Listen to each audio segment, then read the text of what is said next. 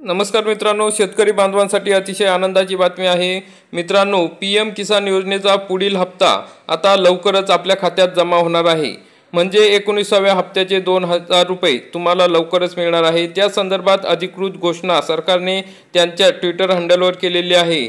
तर मग काय आहे फिक्स तारीख, त्याविषयी आपण सविस्तर माहिती आजच्या या व्हिडिओमध्ये बघणार आहोत। मग आता हा 19वा हप्ता आपल्याला या दिवशी मिळणार आहे। तर मित्रांनो, याच्या आधी या ठिकाणी आपल्याला सरकारच्या या ट्विटर हँडलवर आणि कृषी विभागाकडून फक्त सांगण्यात येत होती की 19वीं किस्त का हस्तांतरण जल्द ही होगा।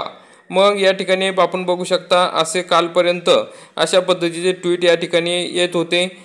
माननीय प्रधानमंत्री श्री नरेंद्र मोदी द्वारा 19वीं किस्त का ट्रांसफर जल्द ही होगा अशा पद्धतीच्या पोस्ट होत्या। परंतु आता ही अशी पोस्ट आलेली आहे पीएम किसान सन्मान निधी योजनेच्या माध्यमातून।